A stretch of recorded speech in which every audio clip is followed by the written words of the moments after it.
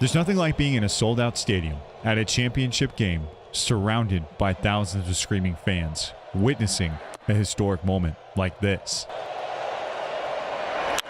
Altuve has just sent the Astros to the World Series! For centuries, spectators have stood before giants watching as they change the world with ability that makes them seem immortal. One is even considered lucky for witnessing some of the greatest of all time do what they do best. Sports is what makes a culture, with cities being filled with diehard fans and eras being defined by iconic moments. But for many, sports are an escape from the world. In the year 2020, we all experienced what it was like when the world became inescapable. Now to growing concerns about the deadly coronavirus officially hitting the U.S. The World Health Organization declared that the coronavirus crisis is now a pandemic. Over half of America is on lockdown. This is the last night of NBA games for the foreseeable future. This was the 2020 season.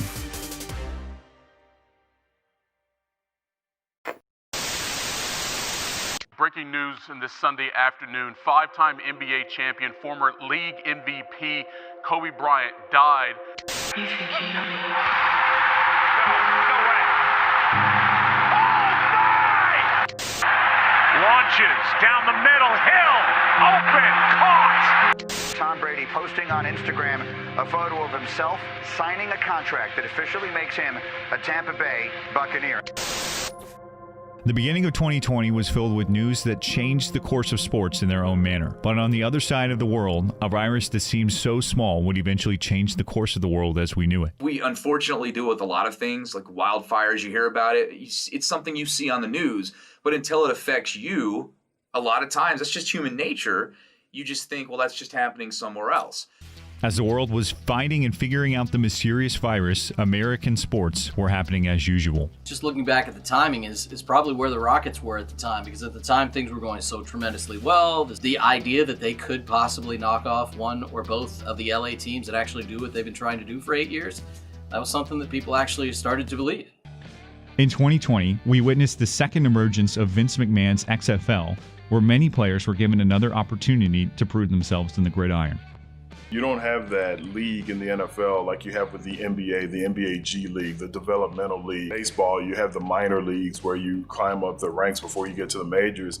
In the NFL, some people will say that college football is the developmental league, but you still need that buffer in between. Football is just kind of, you make a 52-man roster or a practice squad after college, and that's it. You can't just go back to college. And I think that the XFL is a great example for something that gives these guys the opportunity, the platform to showcase their skills. It was dang entertaining. I went to a couple of games, watched them on television. It was good football, entertaining football, affordable football. I honestly have never had more fun at football games. It was like going to like a rock show almost, but then just like a football game broke out. You had those beer snakes going on over in Washington. It was just fun. It was a party with a football game. In the month of March, COVID-19 was starting to spread rapidly throughout the U.S. Schools were temporarily shutting down. People were asked to work from home until this all blew over. On March 10th, fans packed inside the Toyota Center for the last time in 2020 to watch the Houston Rockets face the Minnesota Timberwolves. I was the arena announcer, and there were some new protocols put into place by the NBA. Everybody in the arena, the employees were wearing masks, and I thought to myself, this is just a lot of work. What's going on? The Timberwolves television play-by-play announcer, who I know as a friend, said, this is only going to get worse before it gets better. And then, so the Rockets play the Wolves, they win the game, and that was the last time that I was at an arena event with thousands and thousands of fans, and it feels like that was forever ago. While many considered the virus a non-issue, March 11th will be a day that will never be forgotten in the NBA. After jokingly touching all the microphones at a post-game press conference, Utah Jazz center Rudy Gobert became the first NBA player to be tested positive for COVID-19. I think it just showed you how people treated the virus early on as this is only going to happen to a few people. This is kind of a running joke. That night, the Jazz vs. Thunder game ended before it started. The players were told to go back to the locker rooms, and fans were asked to leave the arena. The game was postponed, and eventually the season was suspended. The NHL kind of followed suit, and then I remember that next day there was NCAA conference tournaments. each like hour it felt like there was one more, like, okay, well now this league's not playing, now this league's not playing, now this league's not playing. I think it was just one of those, like, is this really happening? Nothing like that had ever happened in mine, or I think anybody's lifetime, really. With many questions surrounding the leagues and virus, sports broadcasters, radio hosts, and journalists were left with a difficult challenge. First reaction is, how in the world am I going to do a sports radio show without sports? As selfish as this can kind of sound from my perspective, sports are what I do for a living. So if there's not sports all of a sudden, how are you going to do 3 hours of show 5 days a week? You know, how are you going to entertain your audience? How are you going to bring them back to your show? Well, our station is unique because we're the flagship for the Astros and the Rockets, and those were the two big sports leagues most in question. We were, really looking at it saying, are these seasons even going to happen? No one had answers. No one knew if they were going to play. No one knew when we were going to play. And ultimately, no matter what sport it is, how do leagues make money to pay these ridiculously high-priced athletes their contracts if they're not bringing money in from the fans and the parking and the concessions? While the NBA, MLB, and NHL all suspended their seasons, the XFL abruptly ended its season playing just 5 games. A month later, Vince McMahon filed the league for bankruptcy. Just what Vince McMahon was trying to do was insane. He financed an entire league, and usually you have partners, you have other people that buy into it, and he was like, no, I'll just come out of pocket and do this. And that's a ton of money to have to pay for, like, leasing on a stadium, to have to pay players and staff, and to have a pandemic come in and be like, yeah, by the way, like, I know they were talking about maybe playing with no fans. Like, when you're not selling those tickets, you're not making that money. Like, the pandemic literally killed the XFL. For the first time in generations, the following months were going to happen without professional sports. For those who worked in sports and talk about them for a living, challenges presented themselves, such as finding ways to keep the audiences entertained and engaged.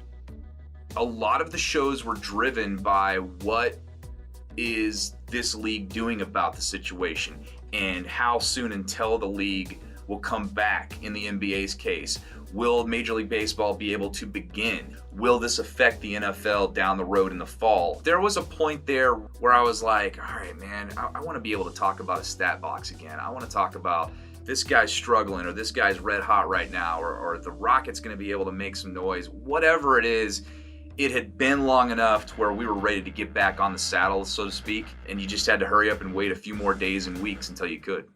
As the uncertainty of sports returning loomed over the industry, the NFL continued to hold its annual draft in April. And that was the real first domino to fall in March into April, to say, okay, well, the NFL is still operating like normal. Maybe this can happen. I thought the NFL did a great job making that happen, and they did it responsibly. With Roger Goodell doing it from the basement of his home and people staying home, I thought that the NFL thumbs up on their efforts for the draft. As the months continued, the talks of continuing the NBA and starting the MLB season was creating a buzz in the world. But how athletes were going to stay safe during play was a big concern that needed to be addressed. Okay, what will be our protocol? We're going to have all these standards for health protocols and testing constantly and hand sanitizer and mask wearing and all this kind of stuff. We can do everything we can to prevent it, but what happens when someone tests positive? You're not supposed to go to work if you're sick. You're not supposed to be around people if you're sick, if you have COVID-19. Well, how do you manage that on a 18-player NBA roster? How do you manage that on a 25, 26-man Major League Baseball roster? And more importantly, it's not even can we play with these guys? Well, you can, but guess who they're around all the time? In July, the NBA presented the bubble, a system that would confine players and the staff from the rest of society while finishing the season. The NBA bubble they took 22 of the 30 teams and they housed them.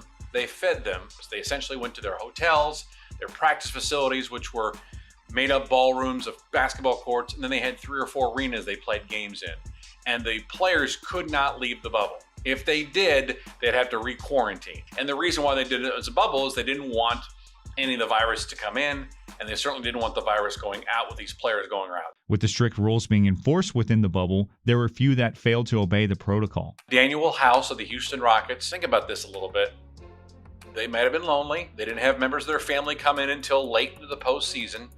And apparently he had tendered a relationship with an employee that was doing COVID testing. And when the NBA found out about it, they said he was no longer eligible to play in the rest of the postseason. Lou Williams, the most famous. So while he was out, and I think he was attending to a death in his family, he went to a gentleman's establishment because, as he said, he wanted to get some wings. Now, I don't know if you're a big fan of wings, but there's a lot of places you can get them besides that. The bubble was seen as a success, and the season ended with a new champion being crowned. And most importantly, no one inside the bubble tested positive for COVID-19. The fact that the NBA had like 0 positive tests that whole time is insane. I mean, that's just fascinating in a good way. While the NBA operated from Orlando, Florida, those back home who broadcast for local networks had to find alternate ways to announce the games. The NBA broadcasters did not travel to Orlando except for the national folks, TNT and ABC and ESPN. We were calling the games off of a television inside the Toyota Center. We had headsets, we had stat monitors, we had everything we would normally have during a game, except we weren't there. We had great engineers that were able to mix the sound coming in from Orlando and make it sound like if you turn it on the radio, you'd never know that we weren't sitting there courtside in Orlando. Along with broadcasting from a remote location, press conferences with players and coaches also changed from their traditional forms. You can't really get close to any of these players in terms of having a real conversation because everything you did with players in all these sports so far has been via Zoom meetings. And it's a conference call, basically. You can see them, which is a nice addition, but I can't sit down with one player and ask him 10 questions. I can't get him into a very specific story that I'd want to talk about or I'd want to write because that's just not the nature of it anymore. It's just weird. We're going to have this guy or maybe we'll have this guy and it's a quick Zoom meeting and it's beyond awkward. It makes things easy for getting all the audio and all that we need to run on the air, but it's made it completely weird. With the NBA bubble underway, Major League Baseball reduced the game to a 60-game slate rather than the original 162. It was also announced that no fans would be in attendance throughout the regular season, and instead, cardboard cutouts would fill up the stands with stadiums piping in crowd noise to replace the silence. As the stadiums remained fanless, members from the media were given the opportunity to witness a historic and unique opening day at Minute Maid Park.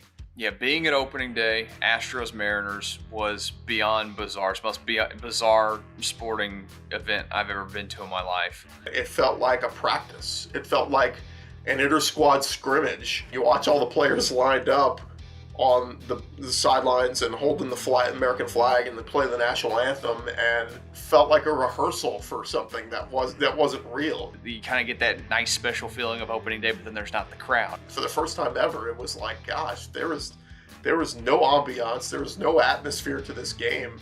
And then the game gets going, and it felt like baseball, but you heard all the little things with no reaction. Pitcher strikes out a batter with the bases loaded for the last out, and he pumps his fist and he's yelling, and you can hear that up in the press box, everything that he just said. And then the oddest thing was the pumped in crowd noise, because it didn't sound like crowd noise, it sounded like rain on top of a building. Unless you're there, and it's definitely, you can feel it on TV, it's a environment that you just can't describe unless you're there, because it was beyond awkward. Despite the lack of fans, the 2020 season was well underway, but shortly after opening day, players and staff from the Miami Marlins tested positive for COVID-19. I was afraid very early that one more massive outbreak would have cost the league its season. I think Major League Baseball had to start putting down a little bit of a heavier hand and saying, if your players are not behaving themselves, not following the rules of stadium, hotel, your house, we're going to get you and we're going to call the season off. The unfortunate thing I think in America is that people don't want to be told what to do. And millionaires, young millionaires who think they cannot be touched when it comes to a virus or anything in life, they didn't want to be held back. And then we're watching those little leagues across the world, like they're playing and their guys weren't getting sick. They weren't getting the virus ever because their guys took it seriously. I think that was the biggest issue and worry for me when sports came back. The MLB continued to struggle with the virus as members from other teams also tested positive, but fortunately, the MLB completed the season crowning a new champion. While the NFL draft was a sign of hope, it was now 3 months later, and the season was now closer to kickoff, and at this point, the NFL had not released any health or safety protocols for the upcoming season. This motivated NFL stars to take their concerns to Twitter. I don't think it ultimately made that big of a difference. The NFL probably just had to take its sweet time on this because they didn't want to get it wrong. I don't think that 5 or 6 NFL players tweeting "this is crazy" made Roger Goodell wake up in the middle of the night and go, oh, I better get to the drawing board. I'm not for the players going to social media to try to shame them unless the NFL was just ignoring them. If the NFL said, hey, bear with us, we've never gone through anything like this, we're trying to make sure we're doing this the right way, and they still went to Twitter, then shame on the players. The NFL eventually released a protocol that involves wearing masks on the sidelines, frequent testing, prohibited jersey swapping, and more sanitary facilities. The NFL managed to kick off their 2020 season without their traditional 4-game preseason. For years, many have questioned the presence of the preseason, with some claiming that it is unnecessary. The owners cover all their overhead just from the revenue from preseason. So that's hard to ask a group of men to say, you know what, even though that's a horrible product that you're putting on the field, even though the majority of your fans don't really appreciate those 4 games, you need to do away with it. When they're looking at their balance sheet and they're like, no, those 4 games pay for a lot that we don't have to come out of pocket for. With a shortened season, empty stadiums, and multi-million-dollar contracts, some may forget that leagues are businesses. And with revenue being reduced tremendously, owners of teams have been facing financial conflict. The owners have probably been affected more than anyone because players are still getting paid. I mean, look at the Rockets owner, Tillman Fertitta, made his fortune in restaurants and casinos, 2 of the hardest hit industries by what's going on right now. And he's very famously talked about having to furlough employees and that kind of thing. Well, that's got a trickle-down effect. They're firing people. They're furloughing people. They're cutting their costs by letting people go. That's what's happening. And you saw what they were doing with arena workers all over the nation. They're all dependent on the activity, the games. I think there's going to be a lot of difficult negotiating between players' unions and owners in all sports in the next 4 to 5 years. I think salaries will take a small reduction. I can't see coaches getting mega dollars like they used to get. If you're only drawing $8,000-9,000 to a game and you're normally drawing $70,000, where's that money coming from? As businesses and leagues continue to strive during the pandemic, the XFL has been resurrected for a 3rd time. The Rock is passionate about it, so I think he's going to take it from a standpoint of we're going to do everything we can to make this thing succeed. While the coronavirus continues to affect the daily lives of everyone, many wonder how this pandemic will affect things in the long run. I think fewer people are going to have motivation to go to games. 1, for a fear of the virus, but 2, you realize how much of a hassle at times it can be to go down to a ballpark or a stadium and spend all this money and deal with the large crowds. Or do they want to stay at home where they've gotten used to watching these games on their big 75, 80-inch TV and in their leather recliner where the concessions aren't expensive because you bought them this past weekend and you're not spending, a bunch of money on merchandise and all that kind of stuff? I think eventually we'll be back. It isn't coming soon, though. It isn't next season for any of the 3 sports. Maybe the season after, I think we'll see a return. And again, this is all based on a thought that fans will be there. Fans will be allowed to be there. Are they coming back? That's a legitimate question. I hope the answer is yes. I believe the answer is yes, but it remains to be seen. As this year presented many uncertainties, sports was able to provide an escape, a little bit of normalcy and hope when everything else seemed hopeless. In a year that will be remembered for so many things, this was the 2020 season.